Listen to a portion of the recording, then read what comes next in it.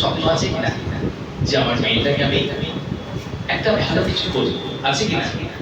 সবাই চেয়েছে মেয়েটাকে ডাক্তার করব, কি একটা প্রফেসর হবে, কি একটা ভালো প্রতিষ্ঠিত শিক্ষক শিক্ষিকা হবে।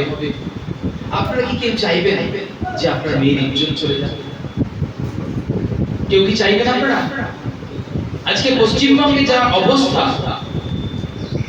আমাদের আগের বক্তারা বলেছেন, আমি ওই ধরনের কথা বলতে যাব না, যে আপনি আপনার মেয়ের ইজ্জত বাঁচাতে পারবেন কিনা এটা সন্দেহ আসছে। আপনার মেয়েটা কলেজে গেলে নিরাপদে ফিরবে।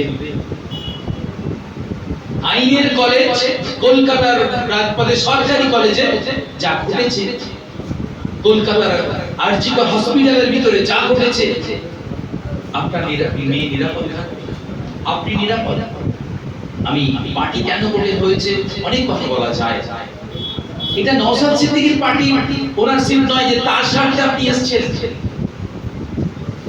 এটা আব্বাস সিদ্দিকীর জন্য আপনি আসেন, তাদেরকে দয়া করে আসেন। সংগঠন দরকার, এটা আমরা বুঝি। এবার সংগঠনের কর্মীরা আমরা ঐক্যবদ্ধ একতা হিসাবে কেমন করে থাকবো? আমি এখানে দাঁড়িয়ে আছি, আমাদের এই লাকি বিল্ডার্সের দুতলায় দাঁড়িয়ে আছি, আপনারা আছেন সবাই। যদি এখানকার এই পিলারগুলো না থাকতো বা ইট গেঁথে না তৈরি হতো, এই ছাদটা দিয়ে বাড়ি তৈরি করা কি যেত? ইটগুলো যদি এলোমেলো থাকে, আমরা কি দুতলা তিনতলা করতে পারবো? এটার জন্য লাকি ভাইয়ের গর্ব হবে যে আমি এটা করেছি। প্রত্যেকটা একটা গর্ব থাকে, আমি একটা বাড়ি করেছি, একটা কারখানা করেছি, একটা বিজনেস শুরু করেছি, আমি একটা স্কুল করেছি, অনেকের আছে একটা অবদান থাকে যে আমি কিছু করতে পেরেছি। আমি সংগঠনের কথা বলবো যে এই বাড়িটার মতো দেখছেন যে যেমন ইট পাথর বালি দিয়ে সুন্দর করে সাজিয়ে দিয়ে একটা ফ্রেম করে দেওয়া হয়েছে। সংগঠন মানে এইটাই। একটা ইটের খুব বেশি মূল্য না থাকলেও কিন্তু আপনি একটা দেয়ালকে ভেঙে দেখাতে পারবেন, দেয়ালটা ভাঙতে এত বড় শক্তি আছে। একটা কোনো ইটকে আপনি লাথি মেরে ফেলে দেবেন, লাথি মেরে সরিয়ে দেওয়া যায়। কিন্তু একসঙ্গে যদি থাকে, সিমেন্টিং ফোর্স বলে, মানে একসঙ্গে যে ঐক্যবদ্ধ থাকে, আপনি তাকে ঘটাতে পারবেন, সরাতে পারবেন। এই জন্য সংগঠনটা দরকার। এবার আইএসএমটা কেন দরকার? অনেক সংগঠন আছে না, আমাদের ইতিহাস অনেক কথা বললে, বীর পুরুষরা লড়াই করে আজকে দেশকে স্বাধীন করেছে, কিন্তু এই দেশ তারা চাইনি। অনেক সংগঠন পার্টি আছে, এই রাজ্যে অনেকজন শাসন ক্ষমতায় ছিল, যারা আছে তাদেরকে আমরা সব দেখে নিয়েছি। আইএসএমটা কেন করবেন? আপনার সাংবিধানিক যে অধিকার, আপনি দেশের নাগরিক, আপনার বাপ দাদা লড়াই করে এই দেশকে স্বাধীন করেছে, আপনার এখানে কাজের সুযোগ থাকা দরকার। আপনি এখানে একজন স্বাধীন নাগরিক, আপনার কথা বলার অধিকার আছে, জুলুম নির্যাতনটা বলতে পারবেন, চাকরি পাওয়ার অধিকার আছে, আপনার নিরাপত্তা পাওয়ার অধিকার আছে, আপনার ছেলে মেয়েদের শিক্ষা স্বাস্থ্য সমস্ত পাওয়ার অধিকার আছে। প্রত্যেকের আমাদের অধিকার আছে, এটা আমরা জানি, কিন্তু লেখা আছে সংবিধানের পাতায়।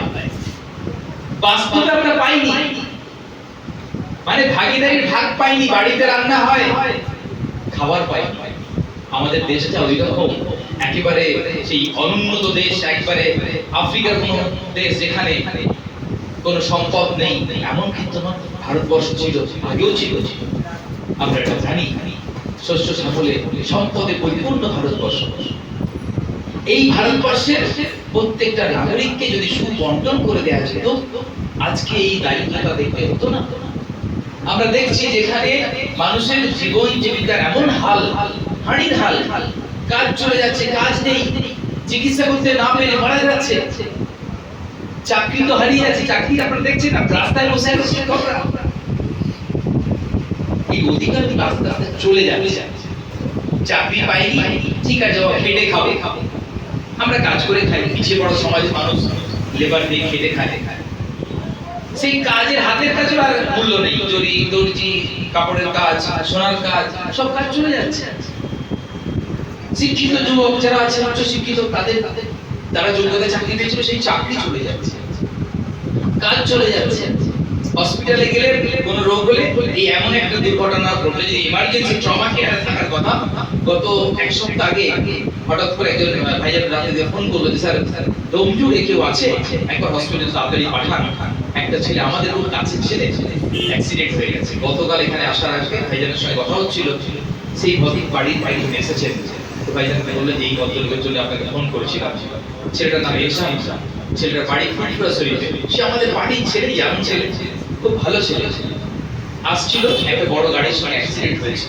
আমি উদাহরণটা এই জন্যই দিচ্ছি, রাত্রে যখন আমার ফোন করে আমি সঙ্গে সঙ্গে ডোমজুড়ে আমাদের কিছু করে নিয়ে আছে, বললাম তোমরা যাও কি হসপিটালে, ওখানে দেখো পাশে থাকো। সঙ্গে সঙ্গে ছেলেরা চলে গেছে। কি বললো স্যার অবস্থা কয়েকজন চোট হয়েছে, ডাক্তার বলছে ট্রান্সফার অ্যাম্বুলেন্স করে দাও, ওরা ব্যবস্থা করে নিয়ে গেল পিজিতে।